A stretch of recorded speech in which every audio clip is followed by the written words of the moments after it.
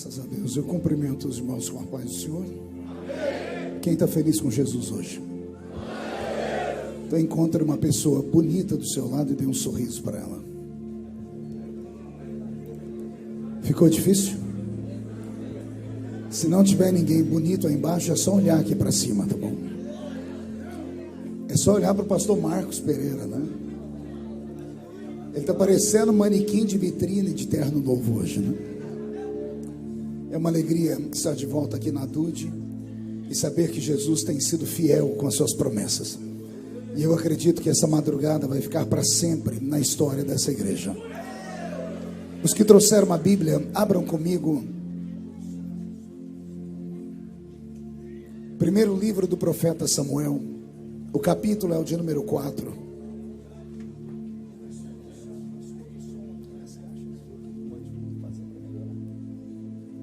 Primeiro livro do profeta Samuel, capítulo de número 4. Vamos ler a partir do versículo de número 17.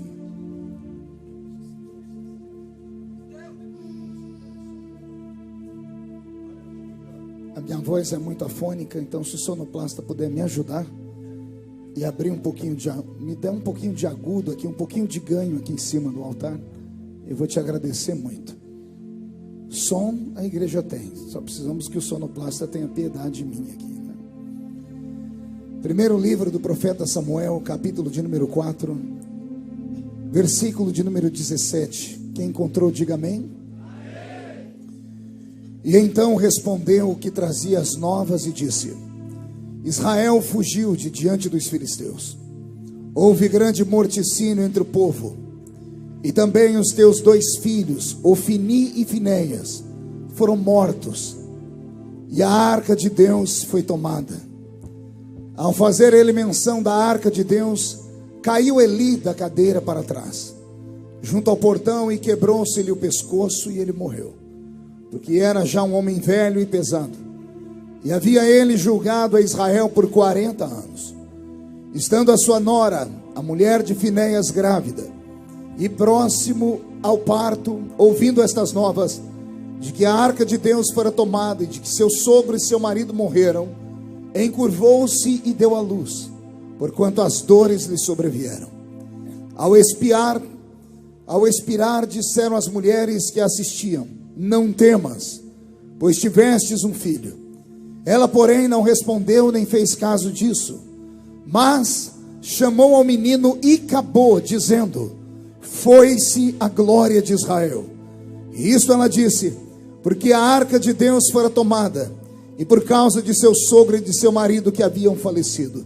E falou mais: Foi-se a glória de Israel, pois foi tomada a arca de Deus. E a igreja diz amém. Coloque a Bíblia no banco, na cadeira, e pegue na mão da pessoa que está do seu lado, por gentileza. Aperte a mão dela com carinho até ela falar aleluia. Pentecostal que não faz barulho está com defeito de fabricação, não é? Vamos orar. Pai, em nome do Senhor Jesus, nós oramos nessa hora. Nós imploramos, Senhor, que neste momento o sono desapareça, o cansaço físico desapareça, que os seus filhos que já estão aqui há algumas horas permaneçam comigo ligados. E na medida em que eu estiver pregando, o Senhor faz o céu descer aqui na DUD. Se não der para fazer o céu descer na DUD, leva a DUD para o céu, meu Pai. Mas mostra a sua glória nesta madrugada. Senhor, cerque esta igreja com a sua presença. E num raio de 5 quilômetros, onde houver um demônio alojado, eu dou a esses demônios segundos para sumirem daqui. Porque se não sumirem, serão queimados pelo poder da sua glória que aqui será derramada. Rasgue o céu sobre nós esta noite. Manda anjos de fogo descerem aqui. Que estes anjos desçam trazendo brasas de fogo das mãos. Comecem a esparramar estas brasas entre nós. E onde houver um crente cheio do Espírito Santo, pega ele nesta madrugada, Jesus, e mostra o caminho da verdadeira e poderosa adoração. Fala conosco, fica conosco. É o que eu te peço agora e sempre. E toda a igreja diz Os que podem, tomem o seu assento aplaudindo a Jesus, porque Ele é bom, porque Ele é maravilhoso. Graças a Deus. Querida igreja, noiva do Cordeiro, simpatizantes da nossa fé, amigos que vieram de perto, de longe, irmãos que estão presentes, irmãos que nos assistem pela internet, eu tenho uma mensagem do coração de Deus para o seu coração nessa madrugada. Pregar em vigília não é para qualquer um. Fazer vigília não é para qualquer um. Aqui está a nata do povo carioca. Os normais estão dormindo ou assistindo corujão. Os anormais não querem dormir e também não querem ver coruja. Querem ver a pombinha do Espírito Santo que vai descer sobre nós aqui nesta madrugada. Então eu peço para você me ajudar em oração, um sonoplasta para sustentar o som para mim, me dar um pouquinho mais de agudo. Você está muito longe, você não escuta como está aqui. Por isso, quando o pregador pedir, dá som para ele, tá bom? Aí eu vou orar pela sua vida para Deus te abençoar cada vez mais. Queridos irmãos, o texto que eu li é um dos textos mais severos da Bíblia Sagrada. Quisera eu ter a eloquência e o carisma que o pastor Marcos Pereira tem para pregar. Eu fico vendo o pastor Marcos Pereira, eu me entrego. É uma bagunça de emoções que ele provoca na gente. Ele faz a gente rir e chorar ao mesmo tempo. Isso é uma graça que Deus te deu, ninguém tira, né? Eu tenho orgulho de ser seu amigo. Ver aqui nessa tribuna tantos homens de Deus, como Daniel, o filho do pastor que está aparecendo aqui. Eu achei que era o Benny Hinn que tinha chegado aqui, né? O Vaguinho, né, que está em forma, né, Vaguinho? De um botijãozinho de gás, né? Mas vai emagrecer, eu tenho certeza disso, né? Então, esta igreja, o que não falta nela são talentos. Eu nem sei por que me trouxeram para pregar aqui. Eu ficaria ouvindo a madrugada toda os testemunhos desse lugar. Mas como Deus não me deu a graça que deu a eles, o Senhor me deu um outro talento. Eu era jovenzinho, pastor Marcos, eu estava fazendo seminário de teologia, era seminarista, e nós tínhamos uma matéria chamada hermenêutica, que é a arte de interpretar a palavra. E o nosso professor, além de nos ensinar a arte da interpretação, ele tentava nos ensinar a pregar. E ele então escolhia alguns alunos e dava para nós um tema, e nós tínhamos que desenvolver uma pregação em 5 minutos. A pregação tinha que ter começo, meio e fim, e ainda fazer o apelo. Tudo isso em 5 minutos. E os meus amigos assembleianos eram cheios de talentos. Cada um encarnava um pregador. Eu tinha um lá que ele era igualzinho o pastor Gilmar Santos. Ele ia pregar e fazia assim: meu Deus. Tinha um que encarnava o pastor Gesiel Gomes, porque ele pode porque ele tem porque ele faz porque ele está porque ele é porque ele é, e aquelas coisas, né? E eu era o piorzinho de todos, porque o meu pulmão sempre foi muito pequeno, e eu não tinha extensão vocálica, e eu pregava do jeito que eu sabia.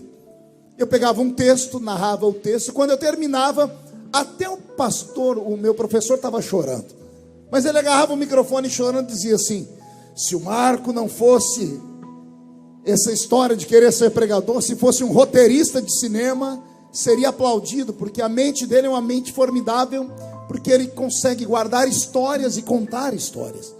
Aí ele disse: mas se você quer ser um pregador de verdade, pare com isso. Pregador prega, não conta. Me dava uma angústia. Eu subi um monte para orar um dia, eu falei: Jesus, por que eu não consigo pregar igual aos outros? E o Senhor disse para mim: se eu precisasse de 2 igual a eles, eu teria feito 2.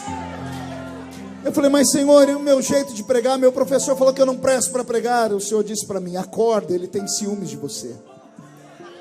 Eu falei: por quê? O Senhor disse: porque você prega igual eu pregava quando estava na terra. Vocês já pararam para ver como Jesus pregava? As pregações deles eram assim: certo homem tinha 2 filhos, e a multidão cessava para ouvi-lo. Uma mulher perdeu dentro de sua casa uma moeda. As pessoas paravam para ouvir. O Senhor sempre narrou histórias. Foi assim que Jesus me deu meu talento. Eu não vou trazer nada novo nesta madrugada. Eu só quero levar você para dentro de uma história. Eu não sei se você vai conseguir voltar, mas se você conseguir ir comigo até o final dessa história, se a sua vida não mudar, eu paro de pregar o Evangelho de Cristo. A viagem é só de ida para dentro do coração de Deus. Quem não quiser viajar comigo, o caminho da rua é serventia da casa. Mas se ficar comigo, aperte o cinto, porque a tampa da chaleira vai voar aqui nesse lugar. Amém? Vou pedir o Robson para mudar a música.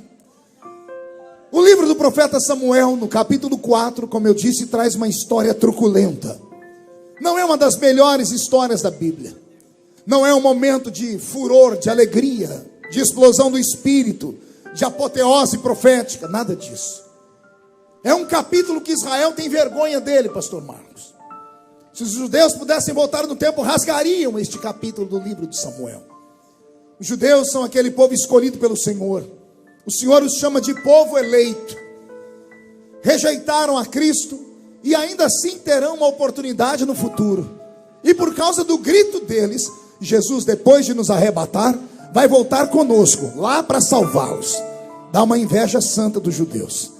Pense num povo que tudo que querem consegue. Onde põe a mão prospera. Já destruíram Jerusalém 27 vezes e ainda continua sendo a cidade mais linda do planeta Terra. Quando destruírem de fato Jerusalém na terra, vai descer uma Jerusalém do céu. O próprio Salvador tem sangue judeu nas veias. O povo abençoado. O Senhor um dia escolheu um homem lá na cidade de Ur dos Caldeus. Esse homem era tão apaixonado por Deus que diz a história que no meio da Mesopotâmia antiga, o pai dele era um adorador de imagens. E o pai dele havia construído todos os tipos de imagens que você possa imaginar. E diz a história que quando criança ele derrubou uma das imagens do pai e quebrou. Pensando em fugir, o pai viu que ele estava apavorado e disse: por que está apavorado, Abrão? Ele disse: porque eu quebrei um dos teus deuses. E o pai dele disse: fique tranquilo, a gente vai lá na cidade e compra outro Deus. A história diz que isso entrou na cabeça daquele menino e ele começou a dizer a si mesmo: se o meu pai pode comprar um Deus e eu posso quebrar um Deus, isso não é Deus. Deve ter um outro Deus. E ele ficou sozinho procurando por Deus. E eu não sei quem encontrou quem. Se foi Deus que achou ele ou se foi ele que achou Deus. Eu sei que os dois pegaram um na mão do outro e saíram de Ur dos Caldeus em rumo a uma terra chamada Terra Prometida. Foi no meio de uma madrugada que esse Deus se revelou a ele e disse: levanta. E ele levantou. Sai para fora da tenda. E ele saiu. E o Senhor disse: conta as estrelas do céu. E ele não deu conta de contar e se entristeceu. E o Senhor disse: conta então a areia da praia. Ele disse: sou péssimo matemático, não consigo contar nem as estrelas e nem a areia. E o Senhor disse: então não fique triste. Péssimo seria se você conseguisse contar, porque os milagres que eu farei em ti serão tantos como as estrelas do céu, serão tantos como a areia da terra. Em ti, Abraão, serão benditas todas as famílias da terra. Quem aqui é bendito em Abraão? Diga: eu sou bendito em Abraão. O Senhor fez promessas inúmeras a eles. E depois que a terra começou a receber os judeus, esses judeus cresceram, foram arrastados para dentro de um país chamado Egito. E lá no Egito entraram pela porta, não entraram pela janela, não subiram por cima do telhado, foram convidados. O faraó daquele tempo convidou os judeus para entrarem ali na pessoa de José, aquele grande legislador de Deus, um grande administrador. O maior ministro da fazenda que o mundo conheceu foi José do Egito. Não era José que estava perdido, mas o Senhor o havia arrastado para aquele lugar para uma grande missão. Toda a igreja conhece a história. Depois que José morre, os faraós que vêm na sua dinastia esquecem do pacto feito. Homem é assim, fala em pé e não sustenta sentado. O povo que entrou pela porta foram começados a tratar como escravos. E durante 430 anos eles permaneceram arrochados naquela terra proibida, naquela terra maldita. Eram obrigados a adorar Baal, Astarote, Azera, Marduk, os deuses da Mesopotâmia antiga. Por um tempo esqueceram que havia um Deus no céu. Mas no meio daquele povo havia uns anciãos que começaram a clamar. E chegou um dia que a Bíblia diz que o choro do povo chegou até o céu. Deus resolveu abrir a cortina da eternidade. Olhou para Israel e se lembrou da promessa que ele havia feito a Abraão. E suscitou entre eles um líder. E o nome deste líder foi Moisés. E é Moisés que agora é levado pelo Senhor a arrancar aquele povo daquela terra maldita e levá-los para a terra prometida de Canaã. E foi uma aventura. E creio, o que vou dizer agora é muito sincero. Deus ficou apaixonado pelo Israel, não o Israel do Egito, não o Israel de Canaã. Deus se apaixonou pelo Israel do deserto. E já começo a explicar por quê. O Israel arrastado pelo deserto era o Israel que Deus queria. Era o Israel que fazia Deus ser Deus de verdade. Não sei se você conhece a Bíblia, lá na carta de Paulo aos Coríntios, quando Paulo começa a falar para Deus que ele é fraco, quando Paulo começa a dizer para Deus que ele é um homem miserável, Deus olha para ele e diz: a minha graça te basta. Se fosse só isso eu já estava feliz. Mas o Senhor estende uma revelação e diz: a minha graça te basta, porque o meu poder se aperfeiçoa na sua fraqueza. Alguém consegue entender isso? Isso é tão profundo que às vezes nós não conseguimos compreender. Deus está dizendo que o poder dele, não é o poder do homem, não é o poder político, não é o poder religioso, não é o poder dos cantores, não é o poder dos armamentos bélicos. Ele está dizendo: o Criador, o meu poder, o poder de um Deus que é ilimitado, um Deus que é tão grande que o salmista um dia foi brincar com o tamanho da glória dele. O salmista disse: Deus, quando quer olhar os céus, ele se inclina para baixo. Não entendeu não? Eu vou desenhar até você acreditar. O salmista diz que Deus é tão grande, mas tão grande, que quando ele quer olhar os céus, ele olha para baixo. Não, tem gente que não entendeu ainda. Quando você quer olhar os céus, para onde você olha? Me mostra, olhe para os céus agora. Deus, quando quer olhar esse mesmo céu, ele não olha para cima, porque ele está acima dos céus. Quando quer olhar para o céu, ele se inclina para baixo. O outro salmista diz que ele tem tanto poder que ele pega todos os oceanos e coloca na concha da mão dele.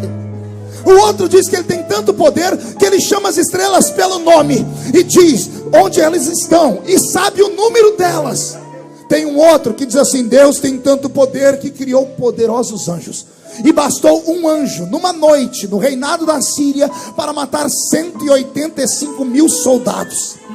Esse Deus é tão poderoso. E pense num Deus que tem fôlego. Eu disse que tem o quê? Você consegue soprar por quanto tempo? Faz um teste aí. Enche o pulmão e sopra. E sustenta, segura, tenta. Quantos segundos? Uns 5, 6? O meu Deus soprou uma madrugada inteira, segurando o mar vermelho aberto para Israel passar. Está lá, o que abriu o mar não foi o cajado de Moisés, não. O cajado era só um símbolo. A Bíblia diz que um vento que saiu da boca de Deus soprou no meio do mar e sustentou o mar aberto numa madrugada inteira. Você não entendeu ainda? Vou falar de novo. Um Deus que quando foi derrubar as muralhas de Jericó, ao invés de derrubá-la, ele fez a muralha ruir. Diga comigo, ruir. Acotovele o seu irmão, diga: não é cair, diga ruir. Pergunte para mim: o que é isso, pastor? Israel estava rodeando a muralha. Se a muralha caísse para trás, destruía a cidade, Israel não teria despojo. Se a muralha caísse para frente, mataria Israel. Aí a Bíblia diz que a muralha não caiu, ela ruiu. Sabe o que Deus fez? Deus empurrou a muralha no chão. Deus afundou ela com as mãos. Você ainda não entendeu? Eu vou te falar o poder desse Deus. Um Deus que fez as moléculas de um machado de ferro se transformar em isopor só para flutuar em cima das águas. Esse Deus todo poderoso, olha o que ele diz: o meu poder se aperfeiçoa quando você está fraco. Pergunte para mim: o que significa, pastor? Que ele só é Deus para aquele que precisa dele. Deus não pode ser Deus dos ricos, porque o Deus dos ricos é o dinheiro. Não precisam de Deus para isso. O que eu vou falar agora é muito apertado, mas eu vou soltar. Deus não pode ser Deus nem desses crentes que são mais santos do que Jesus. São mais santos do que Jesus, que podem julgar até os outros. Esses não precisam de Deus, porque eles são fortes o suficientes. Agora Deus só é Deus quando ele encontra um caído, um machucado, um fraco. E esse fraco diz: me socorre. E Deus diz: o meu poder se aperfeiçoa aí.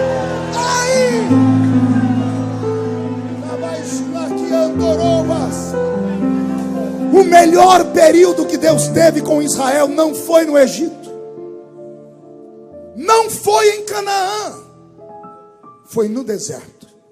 Pergunte por quê? No deserto Deus virou cozinheiro.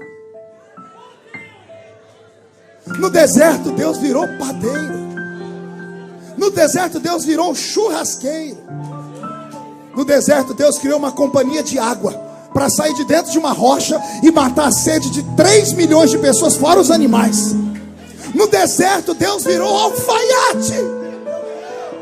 Deus virou sapateiro no deserto. O senhor é louco, pastor? Leia a Bíblia. A roupa não envelhecia, o sapato não furava, a comida não faltava, pão todo dia, 5 da manhã. O dia que eles enjoaram do pão, Deus fechou a padaria e transformou o céu numa churrascaria e fez cair carne na mesa dele.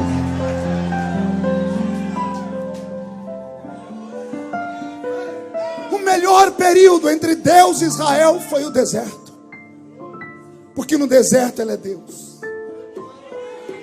O crente só conhece Deus no deserto. Se você está no deserto, não desespera não, dá glória, porque no deserto Deus caminha contigo. Lembra daquela velha história dos passos na areia? É no deserto que está a areia. É você caminhando forte, você vê 2 marcas de pegadas. Aí a luta vem, a situação vem, tudo fica difícil. Você olha para trás, só tem uma marca. E você diz: Deus me abandonou. E ele grita: não, essas marcas aí não são suas, são minhas. Você está no meu colo, eu que estou caminhando, eu que estou conduzindo você pelo deserto. O melhor período de Deus com Israel foi no deserto. No deserto eles precisavam de Deus para não morrer durante o dia no calor do sol. Durante o dia o calor do deserto na península do Sinai chega a 54 graus. E o mesmo lugar à noite a temperatura cai para menos 10 graus. A falta de vegetação, a falta de oxigênio faz com que a temperatura oscile do inferno para o céu, etc. Durante o dia eles não morriam de calor e durante a noite não morriam de frio. Olha que coisa linda. Os beduínos andavam embrulhados, até os olhos ficavam tapados. Os homens que moravam no deserto, magricelos, só sabiam comer mel silvestre e gafanhotos, a pele toda carcomida pelo sol. E Israel, 40 anos no deserto, andavam durante o dia como se estivesse dentro de um carro com ar condicionado. À noite tinha uma tocha de fogo em cima deles que aquecia o corpo deles. E quem sustentava a tocha acesa? O Senhor. Quem soprava a brisa como se fosse ar-condicionado durante o dia? O Senhor. Deus era Deus no deserto. Deus tinha aptidão no deserto. Deus nem dormia. Eis que não dormirá, nem tosquenejará o guarda de Israel. No deserto Deus ficou Deus de verdade. E lá ele cuidou deles. Bastou entrar em Canaã. Oh, desgraça. Colocaram os pés na terra que manava leite e mel. A primeira coisa que fizeram, enfiaram a mão nas roupas antigas e começaram a tirar os pedacinhos dos deuses do Egito. Imagem de Baal, Astarote, Azera, Marduk. Imagens de deuses que eram meio homem, meio animais. O deus dos cananeus, Dagon, era meio peixe, meio homem. Um deus dos egípcios chamado Anubis era meio homem, meio cachorro. Israel, que agora viu que não estava mais no deserto, a terra dava para eles a comida, tinha água, tinha mel. Disseram: agora nós não precisamos mais de ti, tá bom, Senhor? O Senhor pode descansar e entrar de férias. Agora nós temos um pedaço de barro para a gente orar. O Senhor acendeu a sua ira e trouxe histórias terríveis. Quem já leu o livro de Juízes sabe do que eu estou falando. 270 anos. Quantos anos? 270 anos de humilhação. 270 anos se curvando diante de outros deuses. E quando eles curvavam diante de outros deuses, Deus virava as costas, fechava o céu, não chovia. Vinham os inimigos e prendiam Israel. E o Israel que agora está preso, lá na prisão, arrancavam as roupas, cortavam o cabelo, raspavam, jogavam cinza na cabeça, pegavam os deuses e ao invés de destruir, escondiam. E aí diziam: Senhor, tem piedade de nós. E Deus é Pai. Jesus disse: qual o filho pedindo ao pai pão, o pai vai lhe dar pedra? Deus de costas ouvia o gemido, e ele ia até virar. Quando ele via o povo dele chorando, ele levantava os juízes. Levantou ele Baraque, Gideão, Sansão, Débora, Otoni. Ele levantou tantos homens para fazer a diferença naquela terra, e ele queria que esses homens levassem o povo a adorá-lo. E o povo até o adorava por 1 mês, 2 meses, 3 meses. Quando viam que as coisas equilibravam, trocavam Deus de novo. Foram brincando com ele. Acharam que o cálice da ira dele nunca se enchia. Pensaram que Deus era um Deus que tinha uma legitimidade de paciência eterna. Mas o Senhor deu uma lição neles que dói até hoje.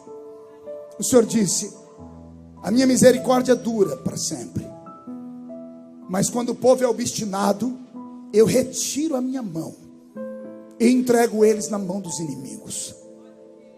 Por 270 anos Israel tombou. Chegou uma hora que Deus lavou as mãos dele. Chegou um período em Israel, e você já ouviu muita gente pregar sobre isso, que havia pessoas na terra que serviam uma religião morta. O sacerdote mais famoso daquele tempo era Eli. Os seus 2 filhos eram Ofni e Finéias, 2 sacerdotes, filho do sumo sacerdote. O sacerdote Eli por 50 anos foi sacerdote em Israel, e ele fez um bom trabalho. Mas quando ele adoeceu, pastor Marcos, e sentou naquela cadeira, e ele ficou muito gordo, ele perdeu o controle dos filhos. E os 2 filhos dele começaram a cometer pecados grosseiros. Pecados que para os olhos normais, algum vai dizer, não, isso é normal. Os judeus daquela época haviam criado a lei dada pelo Senhor. Todo sacerdote só vai comer daquilo que ele retirar de dentro de um tambor com carne cozida. Os sacerdotes tinham um garfo de 3 pontas. A presença de Deus na vida deles era dada assim. Eles só podiam comer aquilo que Deus dava a eles. Eles pegavam aquele garfo no final do dia, fincavam naquela panela, e o pedaço de carne que trouxesse era a comida deles e das famílias deles. Mas a Bíblia diz que Ofni e Finéias não queriam carne cozida, queriam carne assada. Pastor, é pecado comer churrasco? É claro que não, bocó. Mas naquele dia Deus criou aquela lei para eles. Deus estendeu a lei e disse: não é para fazer. Por mais estranho que fosse, Deus só queria a obediência, mas eles não queriam obedecer. A Bíblia diz que as mulheres vinham ao santuário para trazerem ofertas. Ofni e Finéias as arrastavam para dentro do santuário e as estupravam e violentavam. O pai via e não fazia nada. Começou a fazer vistas grossas. A situação é tão terrível em Israel nesse período que as mulheres não conseguem dar à luz a filhos. E tem uma mulher estéril que se torna muito famosa nessa época, e ela não está na Bíblia apenas por estar. Ela representa uma igreja. O nome dessa mulher é Ana. Qual é o nome dela? Ana. Pergunte por quê, pastor? Ana é exatamente o exemplo da igreja do Velho Testamento, e que parece que está ressuscitando no Novo. Uma igreja bonita, uma igreja rica, uma igreja amada, mas uma igreja estéril. Entendeu ou não? Vou falar de novo. Eucana tinha uma mulher chamada Ana. Ana era linda, era rica. A Bíblia diz que o amor de Eucana por ela excedia tudo. Eucana ia no santuário, dava para Deus 10, para ele dava 100. Está escrito na Bíblia, tudo que ele dava para Deus, ele pegava 10 vezes mais e colocava aos pés da mulher dele.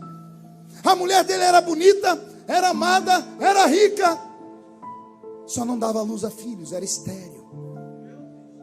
Exatamente a igreja que Eli pastoreava. Uma igreja linda, porque ela era rica. Uma igreja rica e amada pelo seu Senhor, porque Deus sempre amou Israel. Mas uma igreja que não dava frutos. Uma igreja vazia. E quando a igreja vazia começou a acostumar em ser vazia e estéril, Deus teve que incomodá-la. Quando Ana estava muito feliz, porque ela não tinha filhos, o corpo dela era bonito. E quando o marido chegava em casa, é claro que procurava ela, porque ela era bonita. Aí o marido dela foi obrigado a arrumar uma outra mulher, que todo mundo chama de Penina, não é? E todo mundo espanca Penina. Eu quero defender Penina nessa madrugada. Com respeito aos meus amigos que pregam contra Penina, eu quero socorrer Penina nessa madrugada. Porque Penina é colocada na vida de Eucana, porque Ana não dá filhos. E o homem tinha que deixar frutos na terra. Ana não pode ter, porque ela é estéril, mas Penina tem um filho atrás do outro. São 10 anos, Ana subindo ao santuário sem filhos. E nesses 10 anos, Penina dando à luz. Penina era aquela mulher que tinha um filho num braço, outro no outro, 2 na barriga e empurrava o carrinho com a perna. Uma mulher que tem 10 filhos, só Jesus na causa. Coitadinha dela, o corpo dela se definhou. Chegou uma época que Eucana olhava para Penina, não sabia se ela estava de frente ou de costa. Mas ele olhava para Ana, Ana estava bonita, perfeita e bela, bonita e rica.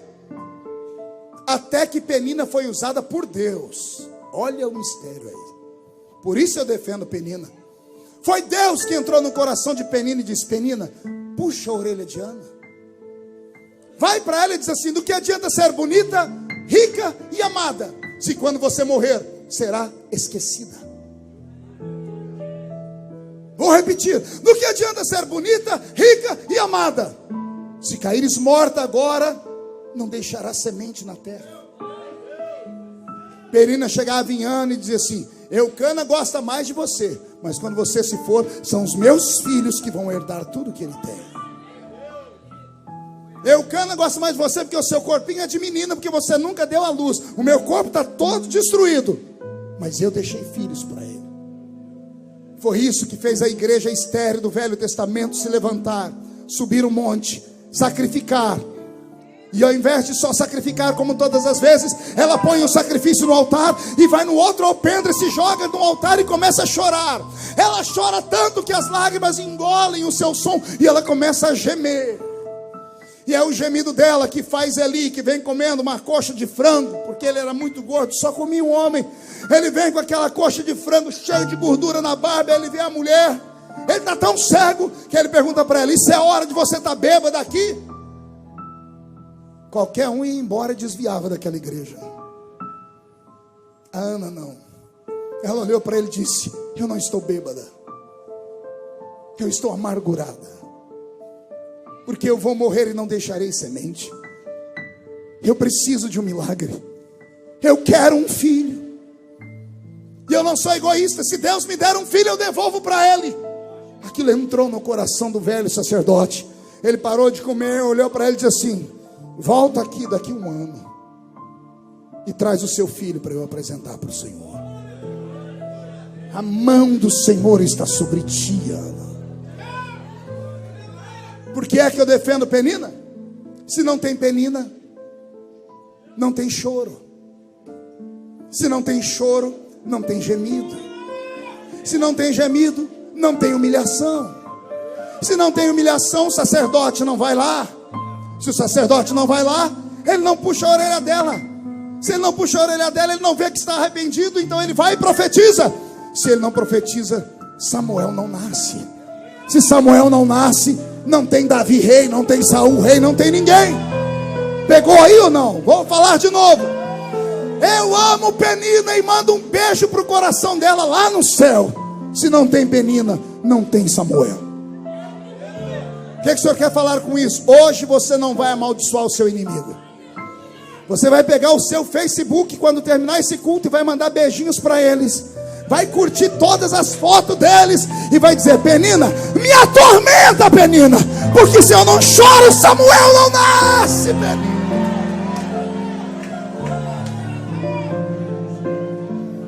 Até aí tudo bem? Estamos crescendo. Samuel nasce, Penina devolve ele para o Senhor.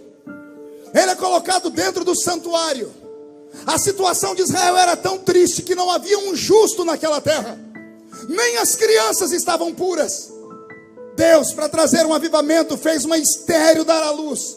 O menino é desmamado, não vê o mundo, é entregue no altar. Ele vive dentro da igreja.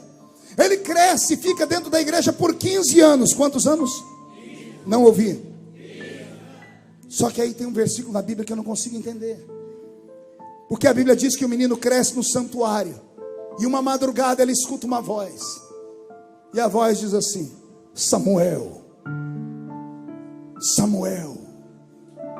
E ele levanta, chega no sacerdote. Ele, o sacerdote, ele diz: você comeu demais, vai dormir.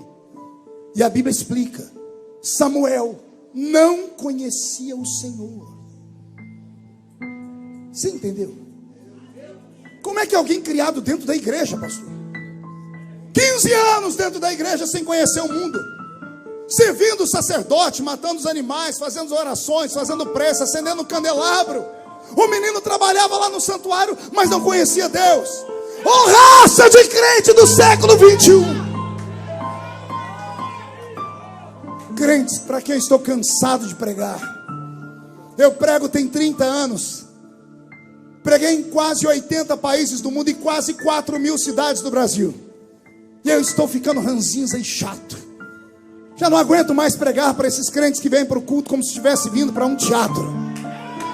Vem para o culto como se estivesse vindo para um cinema. Vem, quando eu começo a falar, cruza os braços, as pernas, começa a mascar essa desgraça desse chiclete, põe a mão no queixo, olha para o céu e filosofa. To be or not to be, that's the question. Ficam vendo se eu estou ou se eu não estou crente mais. Quando termina o culto, reúnem lá fora com meia dúzia de crentes que tem a língua maior do que essa gravata, para falar: olha, ele está mudado. O homem não tem mais unção, não tem mais graça, não tem mais isso. A cantora desafinou na segunda estrofe. Que Deus te pegue nessa noite, seu crente morto.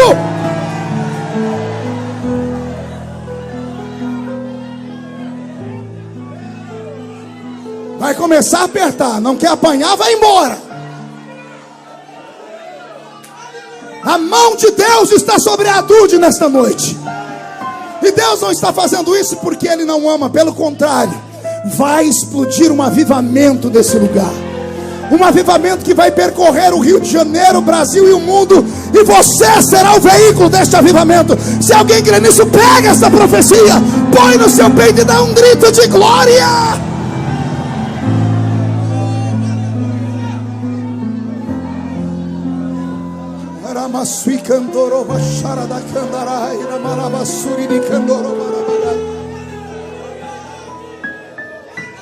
Deixa eu te fazer uma pergunta.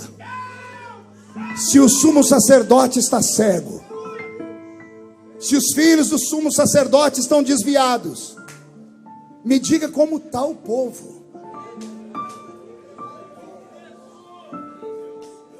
Me fale. Minha mente às vezes não consegue entender. Vaguinho, se o líder espiritual estava cego e os dois que o substituiriam estavam em pecado, como estava o povo? Todo mundo disse que nós estamos em avivamento no Brasil. Não existe uma mentira maior do que essa. Eu, ignorantemente, falei por muito tempo: estamos em avivamento. Até que comecei a olhar com outros olhos. Todos os países do mundo que houveram avivamento, a nação mudou. Não existe um país mais corrupto do mundo do que o Brasil. Não existe um país no mundo onde se mate mais crianças por aborto do que no Brasil. Quase 1 milhão de abortos por ano. 60 mil assassinatos por ano, maior do que a guerra da Síria. Em cada esquina tem um menino drogado. Um governo miserável que tenta botar na cabeça das pessoas que o aborto é normal, que tudo aquilo que a Bíblia condena, eles dizem que é normal. E nós falando que estamos em avivamento, aonde? Não, pastor, a gente ajunta 100, 200, 300 mil pessoas. Para quê? Para pular igual canguru um nas costas dos outros? Para botar uma faixinha na cabeça com o nome do cantor principal? Dia desse eu cheguei no quarto da minha filha, lá no quarto dela tinha um pôster de um cantor gospel. Eu falei: o que é isso, minha filha? Ah, papai, foi o cantor que eu fui no show dele. Olha lá, ele deu até um beijo na foto. Eu falei: filho do cão com a pomba gira. Quando eu aceitei Jesus, entraram no meu quarto e arrancaram a foto do Chitãozinho Chororó. Entraram no meu quarto e tiraram a foto lá do Sérgio Reis. Eu gostava de música sertaneja e me falaram: não é para ter imagem de escultura no seu quarto. Aí agora os nossos filhos adoram cantores, adoram pregadores. Está tudo virado. Está tudo virado.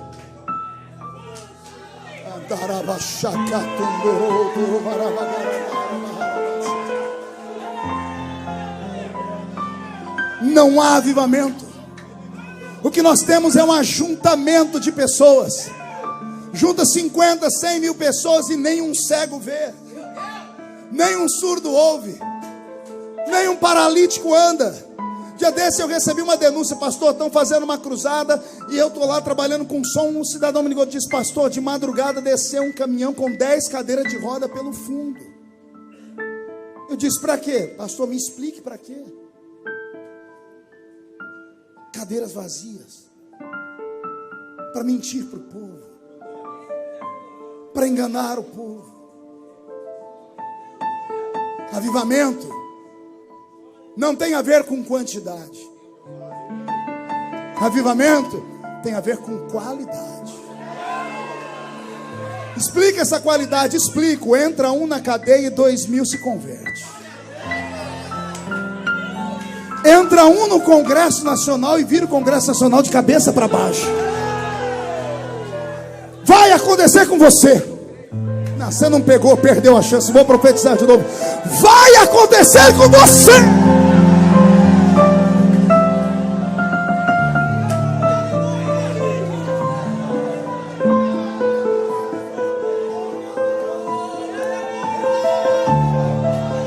Naquela madrugada, o velho Eli se levantou, ouviu o menino que foi procurá-lo por 3 vezes, e o temor caiu sobre o velho Eli. Disse: Samuel, meu filho, quando eu era jovem eu ouvi essa voz também, e há de ser que se essa voz te chamar pelo nome de novo, diz assim: fala, Senhor, porque o teu servo ouve, Senhor. E assim aconteceu. Deus falou com Samuel, ele disse: eis-me aqui. E o Senhor disse: eis que eu te levanto para ser o fiel da balança em Israel. Trarei juízo àqueles que fazem o meu povo errar. Farei o meu povo viver um tempo de abandono, porque o homem só dá valor naquilo que perde. Vou repetir: o ser humano só dá valor naquilo que perde. E como é que foi que Deus fez isso? Capítulo 4 do livro de Samuel. Os filisteus se levantam contra os judeus. O atalaia que está em cima da muralha de Jerusalém olha com seu binóculo e diz assim: tem 10.000 filisteus esperando para a batalha. Israel dá um brado aqui embaixo. O chefe do exército diz: quero 30.000 judeus. Quando os 30.000 começaram a marchar acima de 30 anos, quando abriu o portão e saiu o exército de 30.000 batendo o pé no chão, Israel inteiro vibrou. E as mulheres disseram: vamos preparar comida, a festa, porque não vai dar nem para o cheiro. São 30 contra 10. 30 contra quantos? É 3 por 1. A batalha estava ganha, mas começou a dar tudo errado. Diz a história que um filisteu jogava uma lança, e a lança que era para acertar um, pegava 4. Uma flecha que era para acertar um, a flecha atravessava inteira e pegava o outro. De repente Israel fez uma contagem, pediram trégua, foram cuidar dos soldados e começaram a contar os mortos. Ofni e Finéias estavam lá no meio. Um olhou para o outro e disse: mano, nós temos que usar a arma secreta de Israel. A arma secreta, cotovela do seu irmão, diga: você tem ela? Diga: cuidado, ela pode falhar. Eles entraram no santuário e falaram: pai, estamos perdendo a batalha, precisamos empolgar os soldados, só tem um jeito: empresta a arca da aliança. Botaram a arca da aliança nos ombros, uma caixa de madeira pintada de ouro com 2 querubins em cima dela. Israel estava com a história atrelada a esta arca. Com esta arca nos ombros, os sacerdotes abriram o Rio Jordão. A vitória vinha com facilidade. Ofni e Finéias entram no meio do arraial dos judeus com aquela arca. Quando o sol bateu em cima dela, os jovens que só conheciam de ouvir falar, repita comigo: só conheciam de ouvir falar. Acotovela o seu irmão de novo e diga: chega de lendas. Quando viram aqueles querubins, a boca miúda começou a dizer: esta é a arca, é uma arma secreta. Quando ela chega, a vitória chega. E o povo foi se empolgando. Os doentes começaram a gritar, e os vivos também. Israel deu um brado tão alto que os filisteus ameaçaram correr. Quando eles foram correr, olha o que eles diziam: parece que os deuses que atormentaram os egípcios, os deuses dos judeus, desceram lá. Porque olha o grito deles. Ai, olha o que eu aprendo aqui. Ai, Jesus. Mão direita para o céu, faz um carinho nas costas do irmão, diga: vai doer um pouquinho. Não é o crente que está falando, é o ímpio. O ímpio está falando: escuta o grito. Parece que com esse grito Deus desceu lá. mas era mentira. Quem foi que disse que barulho?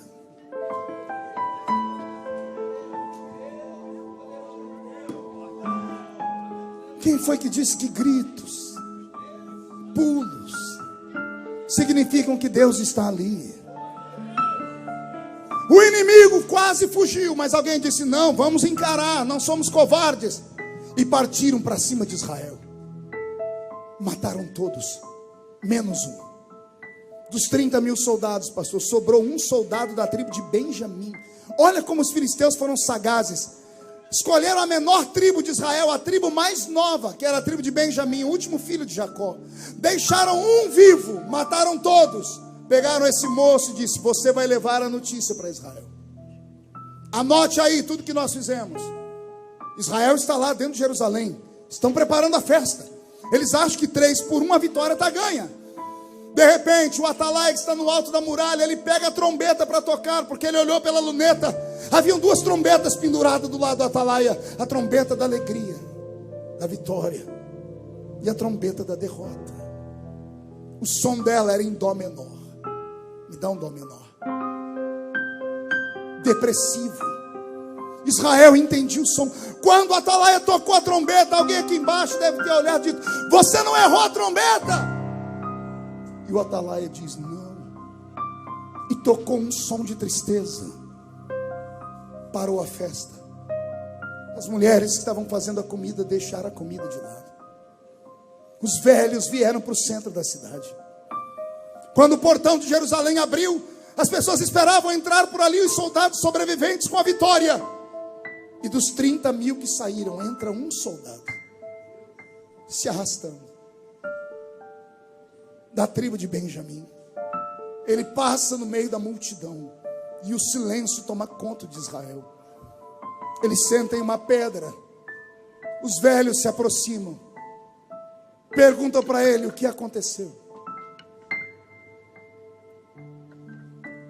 Vou deixar ele falar. E então respondeu o que trazia as novas: houve grande morticínio entre o povo. Ofni e Finéias foram mortos, e a arca de Deus foi tomada. Quando essas palavras entraram no coração do povo, os jovens não entenderam. Os velhos se jogaram no chão, rasgaram as roupas, raparam a cabeça. Os jovens chegavam nos velhos, diz a história. Flávio Joséfos, contando essa história em detalhes, diz que os jovens, os netos, os filhos chegavam nos vovôs e diziam: vovô, não fica assim. E o vovô gritava: levaram a arca. E os jovenzinhos diziam assim: a gente faz outra, a gente faz de ouro. Não chora, vovô, foi só uma joia que foi levada embora. E os velhos choravam mais alto, porque aquela geração não conhecia o Senhor. Aquela geração não sabia nada de arca da aliança. Para eles era uma caixa de joias, mas não era a caixa de joias. Alguém lembra o que tinha lá dentro? Alguém lembra o que tinha dentro daquela arca? Um vaso de ouro com maná, a vara de Arão que havia florescido, e as tábuas da lei escritas com o dedo de Deus, os 10 mandamentos. Os jovens não entendiam, mas os velhos entendiam. Quando o menino gritou, a arca foi embora a lei, foi embora o maná, foi embora o vaso de ouro, foi embora a vara de Arão que floresceu. Pastor, o que significa tudo isso? Escute com o ouvido da alma. Quando a arca vai embora o maná, a palavra revelada que vem do céu. As igrejas não têm mais pregações ungidas, são pregações fabricadas em computador. São pregações que encantam todos os homens que param para ouvir. As pessoas ouvem e dizem assim: meu Deus, meu pastor não é um pastor, é uma máquina fluente de falar. Tudo que ele fala enche a cabeça, mas não toca a alma. Vou repetir: falam bonito, mas não toca aqui. Quando o maná vai embora o vaso de ouro. Pergunte o que é o vaso de ouro. Quando Eliezer foi buscar Rebeca para trazer a Isaac, amando de Abraão, Eliezer representa o Espírito Santo, que foi preparar a igreja para trazer para o único Filho de Deus, que é Jesus. Ele levou consigo camelos e levou cestos, e dentro dos cestos haviam joias de prata e joias de ouro.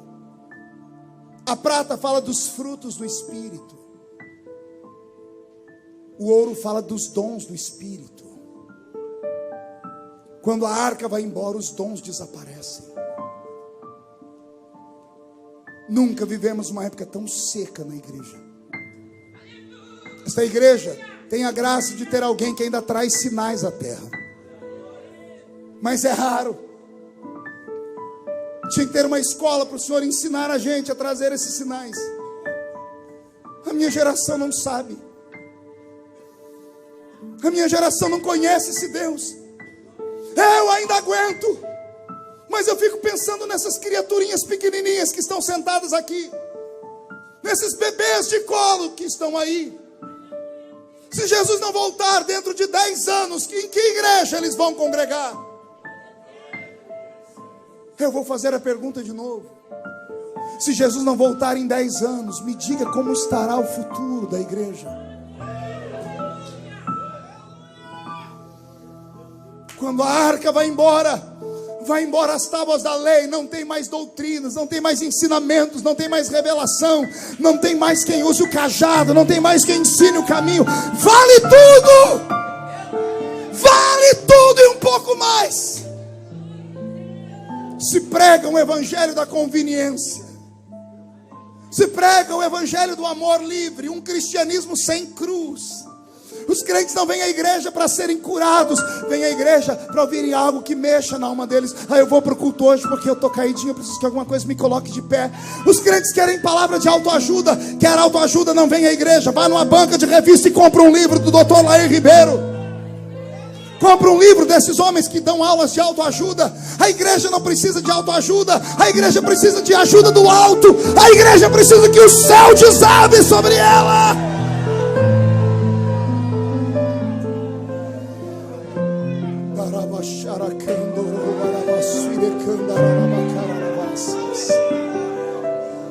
Quando a arca vai embora a vara de Arão que floresceu. Pergunte o que significa isso, pastor.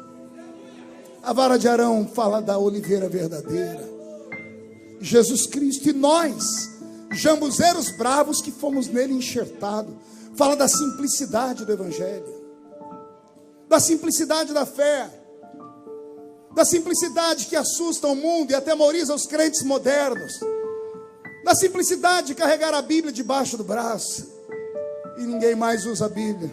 Agora a Bíblia está dentro de um celular. Não é pecado, mas quando deixamos a Bíblia em casa, perdemos a nossa identidade. A Bíblia não é só uma arma, é uma identidade. Por causa da Bíblia, muitas pessoas deixaram de morrer, foram perdoados por bandidos. Hoje, perigoso você morrer com a sua Bíblia digital dentro do bolso e tudo mais. Deixa eu te dar um conselho: não tenha vergonha de andar com a Bíblia.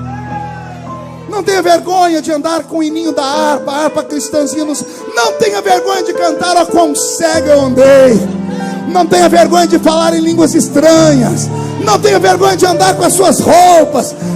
Eu estou aqui, mas eu não sou daqui. Já vamos embora daqui.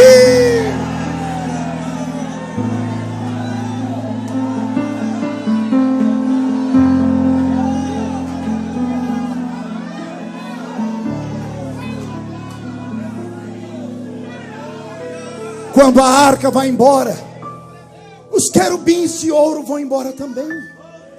Os guerreiros que protegem a igreja, eis que o anjo do Senhor acampa ao redor daquele que os teme e os livra do mal. Quando vai embora tudo. Deus olhou para Samuel e disse: Samuel, esse povo não me ama. Eles querem um Deus de barro, fiquem com ele. Eu vou embora. Aquela arca indo embora é um símbolo. Era Deus dizendo assim: eu estou indo embora.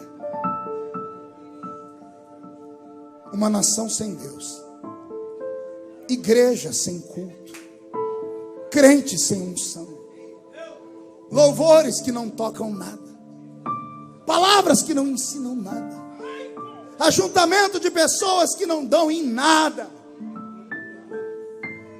Deus foi embora. Um dia desses eu vi o meu Brasil nesse caos e eu olhei e falei: Senhor, o Senhor ainda está aqui.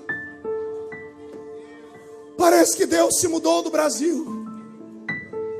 Hoje nós já temos cerca de 20 milhões de brasileiros que não têm comida em casa. Hoje 2 milhões de pais e mães perderam o seu emprego.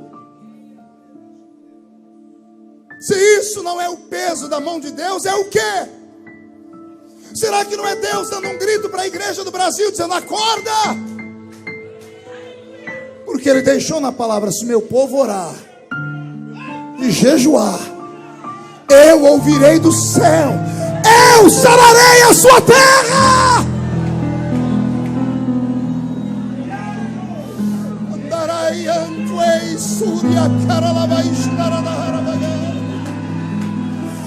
Eu sinto Deus aqui.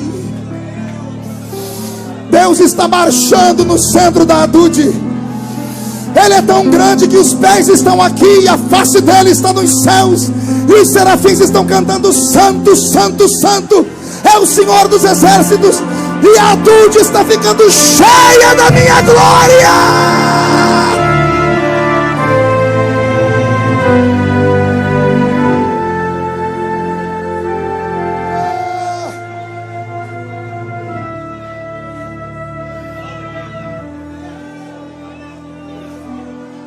Pastor Marcos, estamos pregando para zumbis. Vaguinho, você anda cantando para zumbis. Nosso povo está morto. Não, pastor, eu estou olhando para o Senhor. Meu pai, quando entrou em coma, me olhava também, mas não enxergava. Quando meu pai entrou em coma, ele não era paralítico, mas a perna dele não mexia. Ele não teve derrame, mas os braços dele não funcionavam. Ele não era mudo, mas a boca dele não falava. A única coisa que funciona em quem está em coma é os ouvidos. O médico falou para mim: pode falar que ele escuta. Ele não esboça reação nenhuma, mas ele escuta. É a igreja em que nós estamos vivendo. Os crentes têm olhos, mas não veem. Tem mãos, mas as mãos mirraram. Não estendem, não ofertam, não dizimam, não contribuem. Tem pernas, mas não andam, não evangelizam, não pregam. Não visitam os presos como se estivessem presos com eles. Não vão aos hospitais mais. A igreja está em coma. Ela só escuta. Então quem tem ouvidos, ouça o que o Espírito diz nesta madrugada. Acorda, povo meu! Eu não sei se você sente, mas Deus está aqui. Mão direita erguida para o alto. Coloque no ombro de quem está do seu lado e agarra a pessoa como profeta. Chacoalhe ela com seriedade, sem rir. Chacoalhe ele com força. Diga: Deus te trouxe aqui para isso. Chacoalhe ele. Diga: Deus te trouxe para isso, para sacudir a sua fé, para sacudir a sua alma, para sacudir a sua santidade, para sacudir os dons do Espírito. Deus te trouxe aqui para te sacudir.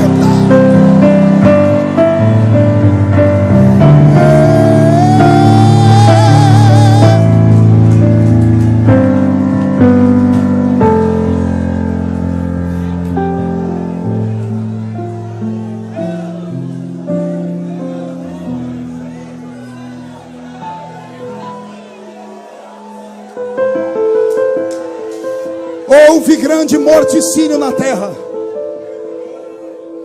Ofni e Finéias, os sacerdotes, morreram.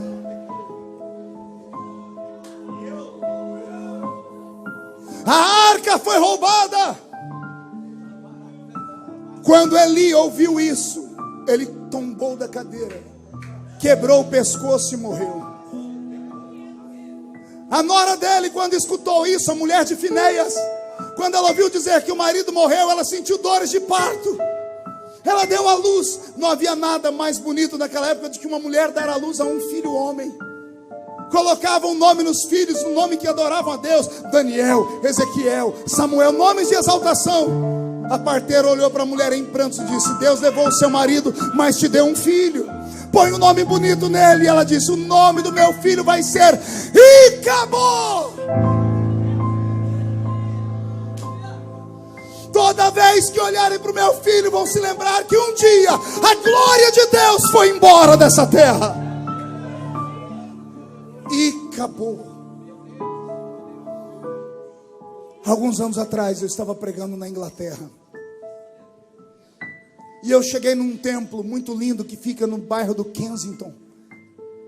Era uma igreja histórica. Eu fui professor de história da igreja, eclesiologia no seminário. E eu ensinava sobre essa igreja, a igreja do avivamento inglês. E eu pude conhecer a igreja, pastor. Que coisa linda quando eu entrei naquele templo. Todo de madeira, 2.000 assentos, galeria.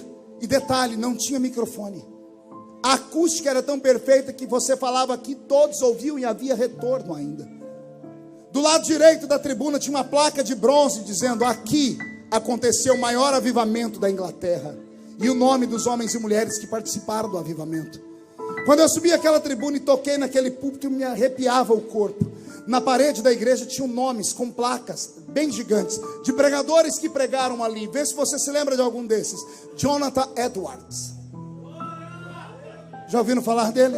O pregador de um único sermão. Só teve um sermão na vida: pecadores na mão de um Deus irado. Diz a história que enquanto Jonathan Edwards pregava, as mulheres, as crianças e os homens levantavam os pés, porque sentiam o inferno embaixo deles, dentro da igreja. Estava lá Charles Finney, um homem mais ímpio que aquela terra conheceu. Até que um dia ele foi vencido pelo Senhor, e no quarto ele disse: se tu me usares, serei um homem santo. Ele que bebia e fumava, parou de beber e fumar, começou a pregar. Chamaram ele um dia para ir numa fábrica de tecelagem. Ele foi entrando, ele não pregava. As pessoas começaram a olhar para ele e começavam a cair no chão. Tibum, tibum, tibum.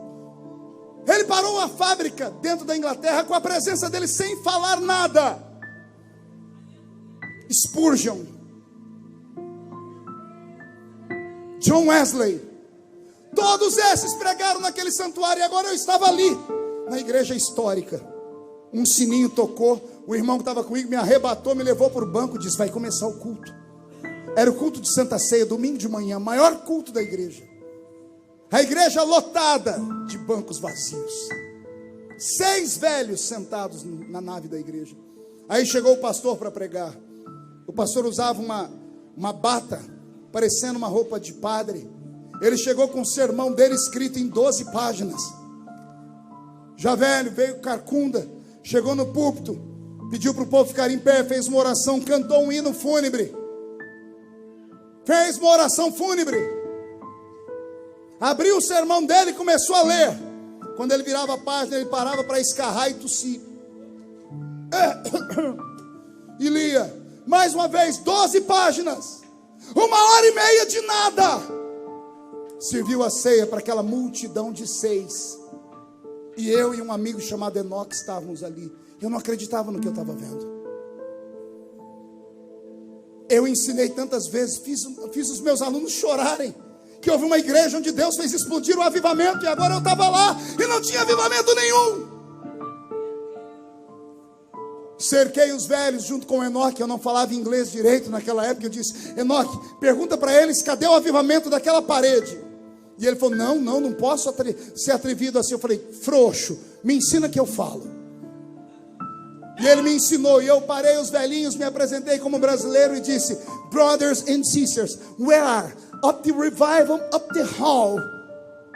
Irmãos e irmãs, onde está o avivamento daquela parede? Queria que você visse 6 velhos olharem um para o outro e abaixar a cabeça, tristes, vencidos. Fez silêncio. Eu percebi que deixei eles constrangidos. O irmão Smith, nunca vou esquecer dele. Olhos azuis e um óculos fundo de garrafa no olho. Agachado, escorado numa bengala. Ele levantou a cabeça, tirou aquele óculos e a lágrima desceu. E ele disse para mim uma palavra que eu entenderia em qualquer idioma do mundo. Ele disse para mim: e acabou.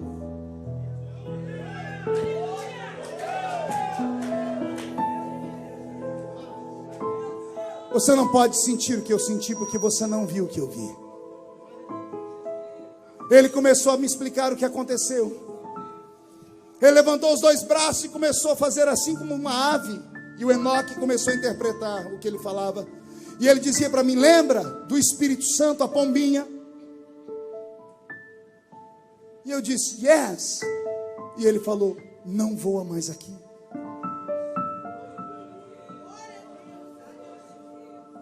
Abriu a janela um dia e ele voou fora e foi embora. E ele disse: essa igreja já foi um ponto de referência na Inglaterra. Era tanta glória nessa igreja que a própria rainha entrava aqui para assistir o culto. Ele disse que um dia o pastor era tão ousado que quando a rainha entrou, todos ficaram de pé. E ele disse: rainha, tu és rainha da Inglaterra, mas aqui dentro não. Aqui nós temos o rei dos reis. A notícia esparramou, foi parar nos jornais. Os artistas daquela época, as pessoas de teatro começaram a ir para a igreja. A igreja começou a insuflar de pessoas ricas e importantes. E quando a igreja ficou famosa, fizeram uma reunião e tiraram o pastorzinho velho. E trouxeram um jovem pastor que havia estudado em Harvard. Um inglês que foi estudar na América do Norte com os melhores teólogos do seu tempo. Um cara bonito, boa pinta, sabia falar bonito, tinha carisma. E agora ele é o pastor da igreja. O irmão Smith disse: eu era criança, deitava debaixo do banco para assistir culto com a minha mãe. Eu me lembro quando aquele jovem começou a pregar. Levantou um profeta no culto, ele parou de pregar e disse: por onde passou o Espírito de Deus? Que ao invés de falar comigo, que sou o anjo da igreja, foi falar contigo, mulher. Quieta e senta. Ele disse: nunca mais se levantou profeta na igreja. Tudo que era errado passou a ser certo. Os cultos de glória foram tomados por cultos de prontidão e exatidão. Não havia mais manifestações, era pecado fazer barulho. Era vergonhoso, porque as pessoas ricas da Inglaterra estavam ali dentro. As arrecadações eram altíssimas. Mas o Espírito foi embora. Ele disse: só sobrou nós 6. Começaram a chorar. Você nunca viu uma igreja morrer, né? Eu vi. Eu agarrei eles na minha simplicidade brasileira, comecei a orar e chorar. Quando eu fui orando, chorando, o Senhor me tomou em línguas. Quando eu comecei a orar em línguas, eles perguntaram para o Enoque o que ele está falando, porque o Enoque parou de me interpretar. E ele disse: isso não dá para interpretar, não é da terra, é do céu. Os velhos começaram a se confabular. E o Enoque disse que eles olharam para o outro e disse: porventura não falávamos isso quando éramos crianças? Quando éramos crianças buscávamos isso. E eles começaram a chorar ajoelhados. E o Senhor desceu naquela igreja. E Jesus renovou aqueles 6 irmãos com o Espírito Santo. O culto foi até as 4 da tarde, pastor. Quando terminou o culto, na hora de ir embora, um deles me abraçou e disse: tem outros igual você?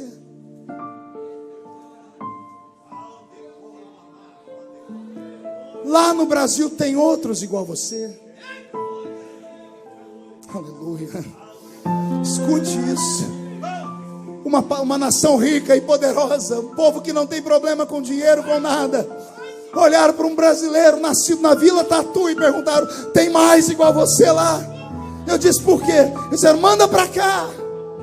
Manda para cá para nos avivar.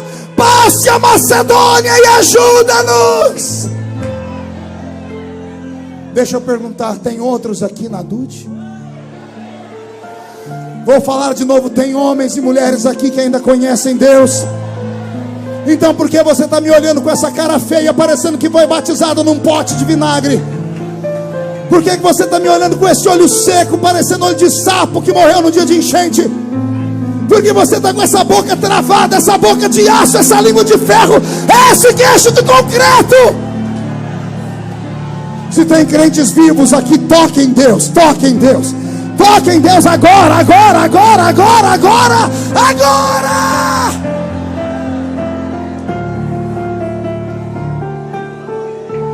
Ai, ai, ai, igrejas e acabou, ministérios e acabou, cantores e acabou, pregadores e acabou. A glória se foi, mas vai voltar. A glória se foi, mas vai voltar. A glória vai voltar se você orar. A glória vai voltar se você jejuar. A glória vai voltar se seus joelhos baterem uns nos outros. A glória vai voltar se você entender que você não está mais na terra, que você está num ambiente sagrado e celeste. Os anjos estão subindo, estão descendo aqui na Dude. E você que assiste em casa, sinta o que nós estamos sentindo aqui dentro. Deus está aqui.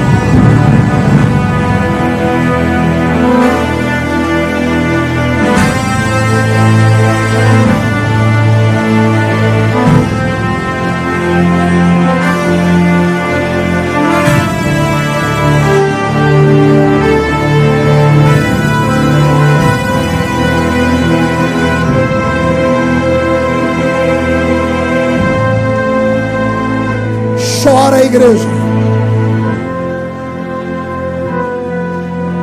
O Senhor não me trouxe aqui para rever amigos.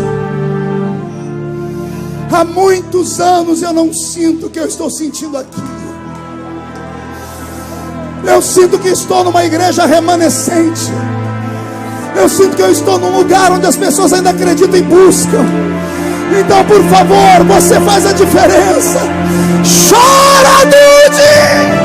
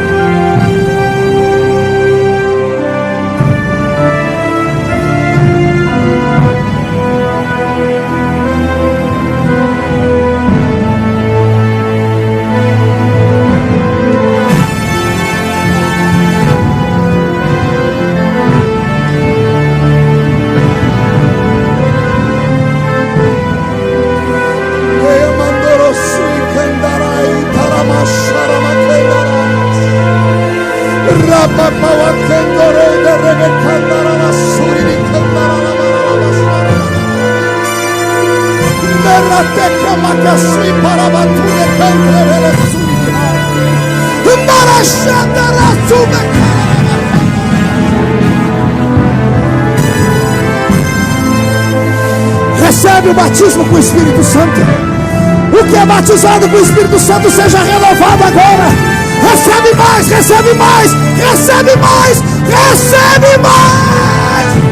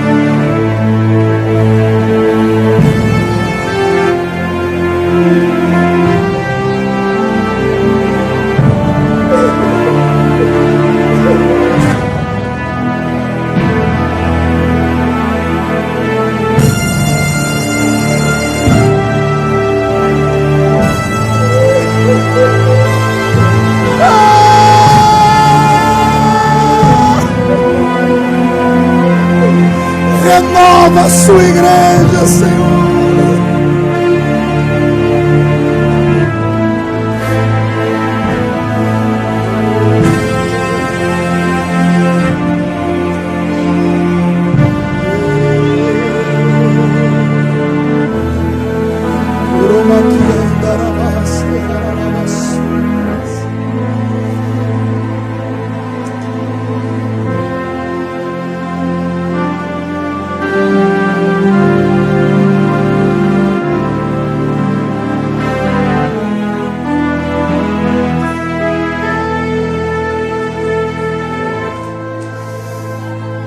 Houve uma explosão no inferno.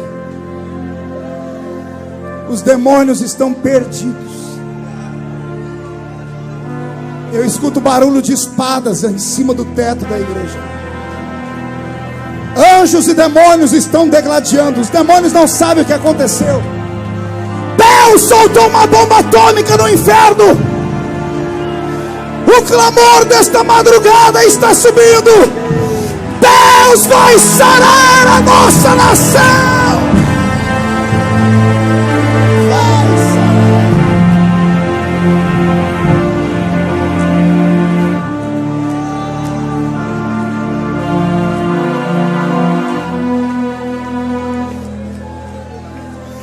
Segure um pouquinho. Sente um pouquinho.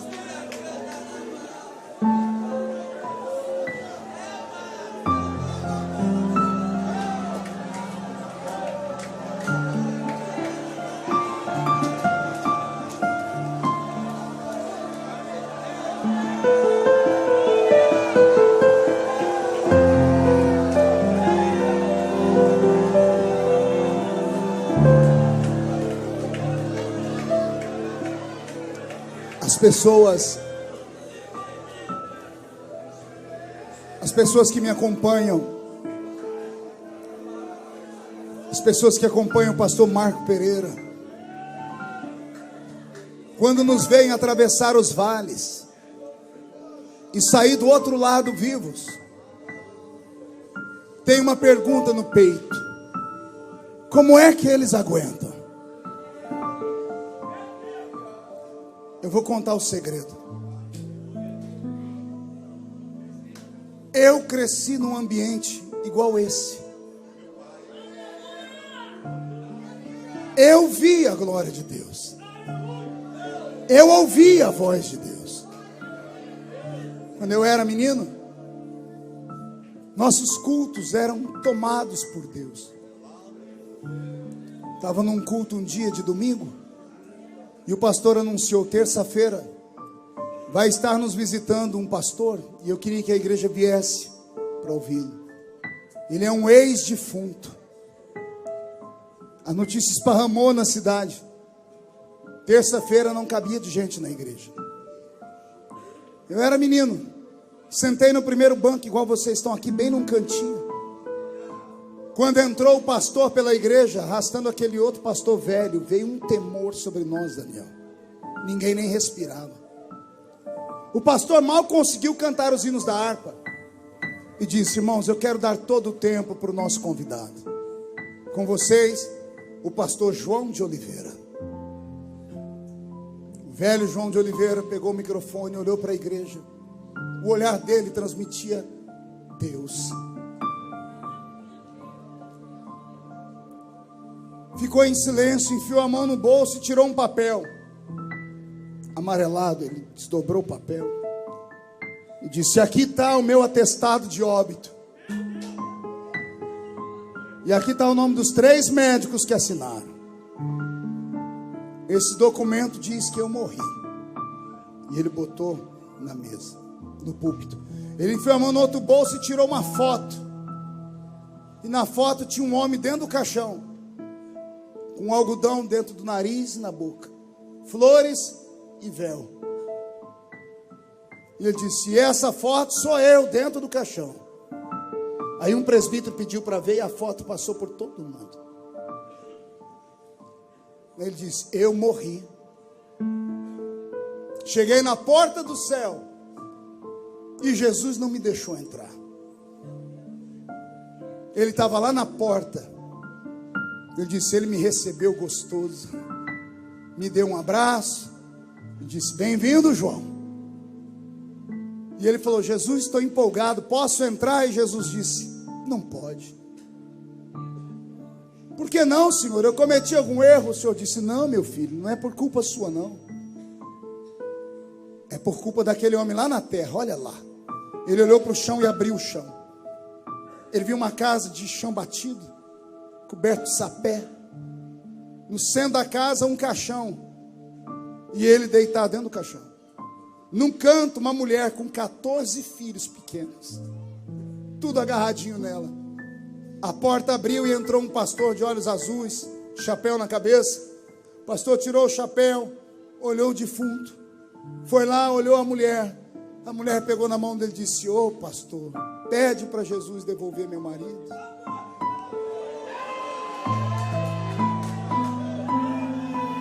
Eu tenho 14 filhos para criar.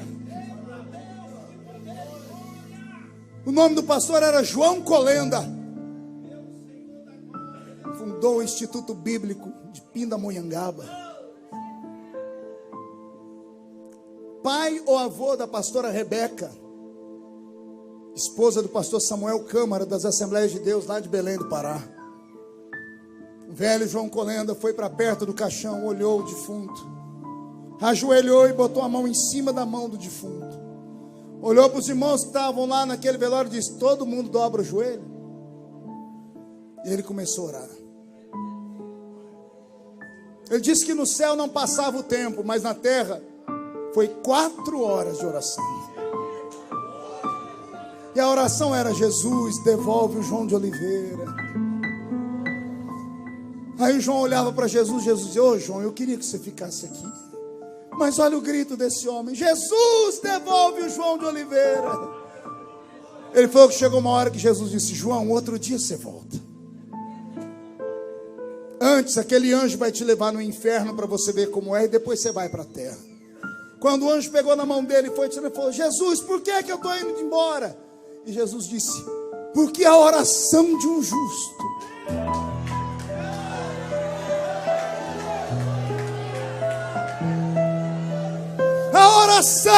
justo pode muito em seus efeitos.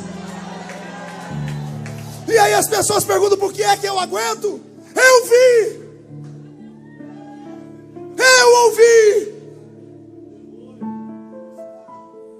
Eu vi a irmã Sebastiana, que não sabia ler nem escrever, no culto de ceia, se levantar e dançar no espírito, e andar no meio da igreja de olhos fechados, bailando. Tocava nos crentes e passava, tocava no outro e passava, tocava nesse, agarrava e mandava ir para frente. Quando chegava lá na frente, o cidadão dizia: eu estou em adultério. Eu vi a líder da mocidade, ou melhor, a líder dos jovens que regia a mocidade, num congresso no 6º EMADO. Eu era jovem. Ela caiu no chão e morrer. Ela era morena, ficou branca, os lábios dela ficaram roxos.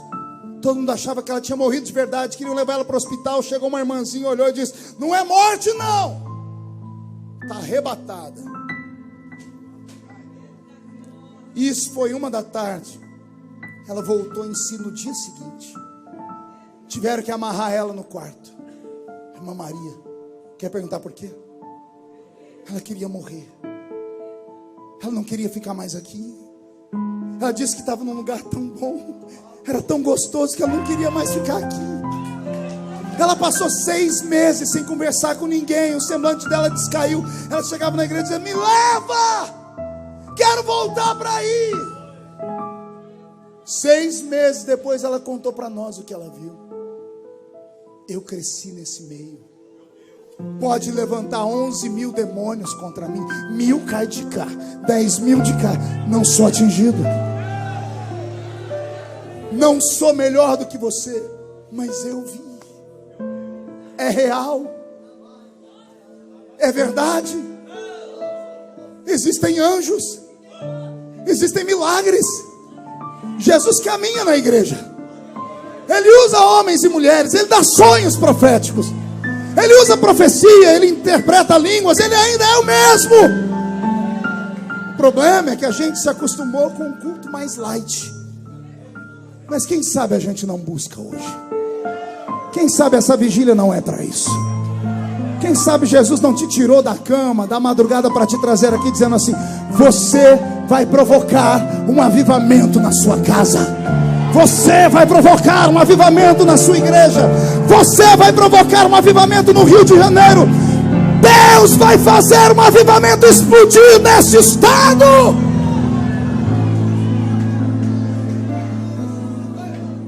Alguém acredita nisso? A glória foi embora. 7 meses de oração. 7 meses cantando louvores sem sentir Deus.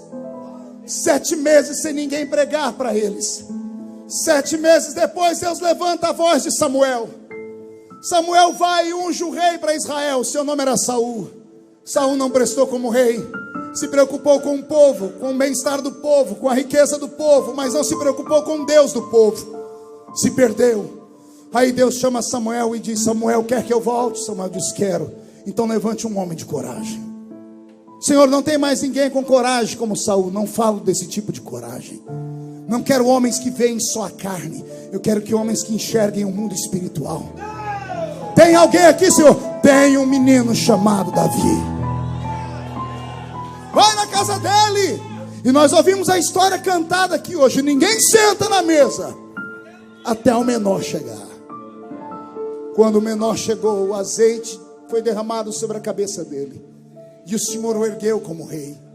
Sofreu demais. Saul queria matá-lo, mesmo amando ele. Depois que tudo terminou, quando Davi assumiu o trono de Israel, a primeira coisa que ele fez foi passar por Israel e ver que o povo estava triste. Mas o povo tinha dinheiro, tinha comida, tinha nação, tinha rei, tinha trono, tinha palácio. Mas o povo estava triste. E Davi começou a perceber que faltava uma coisa. Só Davi para perceber isso. Oh glória. Davi olhou para os seus amigos e disse: sabe o que está faltando aqui? Está faltando Deus. Vamos buscar Deus de volta?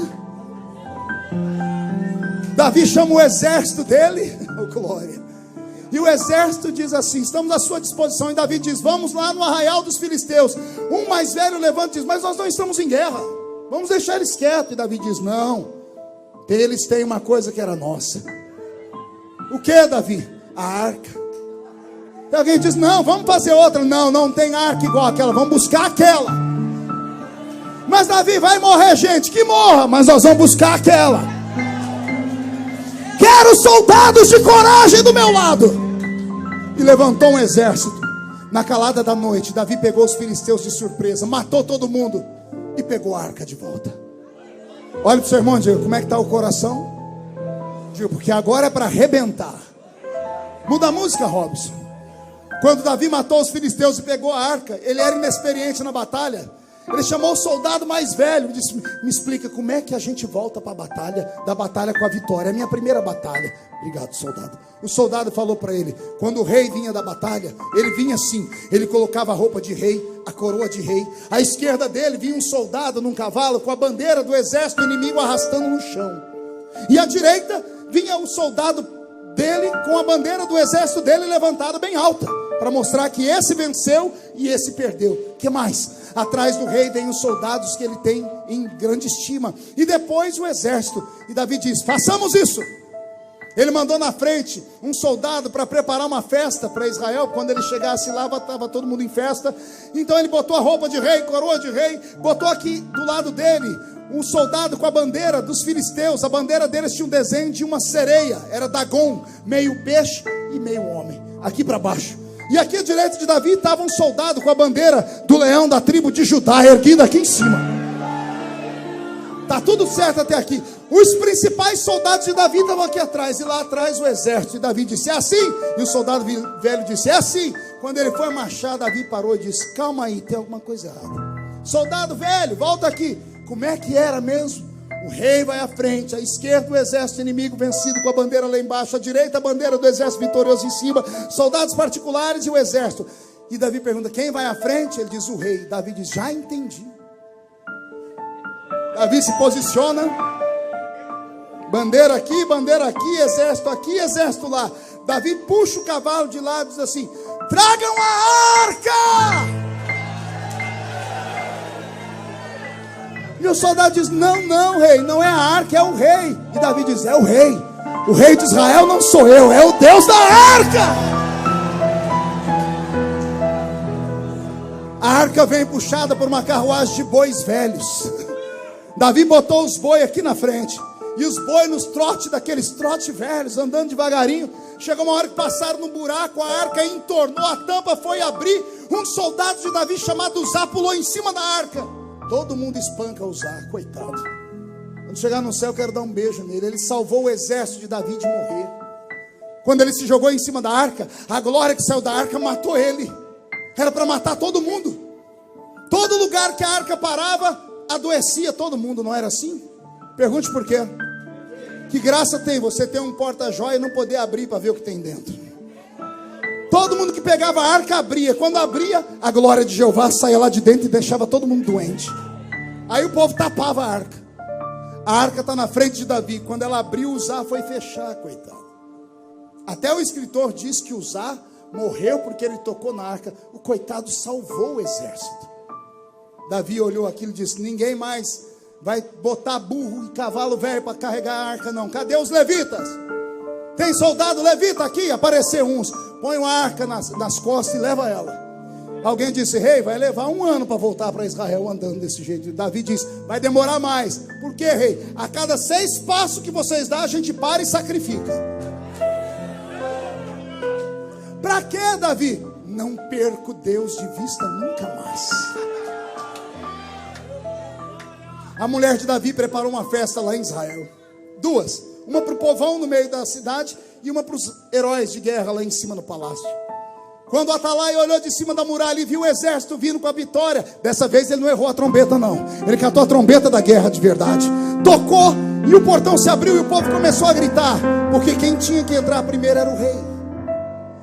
Quando abriu o portão, o povo começou a gritar: é o rei! Ao invés de entrar o rei, entrou a arca. O povo ficou quieto. E alguém disse: esse rei não sabe como é que volta da batalha, não. Daqui a pouco, Davi botou a cabeça pelo portão e olhou. Quando o povo viu a coroa do rei, gritou: é o rei! Aí fizeram festa. Davi, quando entrou em Israel, desceu do cavalo correndo. Chamou os exércitos amigos que estavam do lado dele, cercaram, fizeram um biombo. Todo mundo quietou e disse: o que deu no rei? Davi tirou a coroa, tirou a roupa de rei, botou uma roupa, um pano branco na cabeça que só era amarrado por uma cinta. Ele ficou seminu. Quando os soldados saíram de perto e todo mundo olhou o rei, disse: vixe, o rei enlouqueceu. A mulher de Davi estava lá em cima da muralha, olhou e disse: que nojo do meu marido.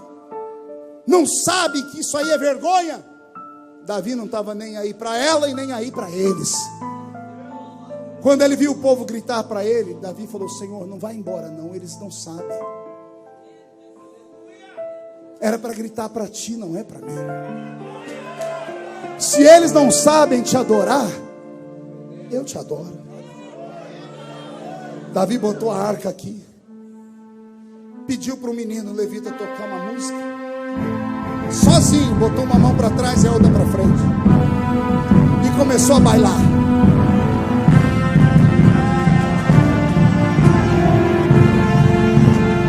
E foi dançando, foi balando.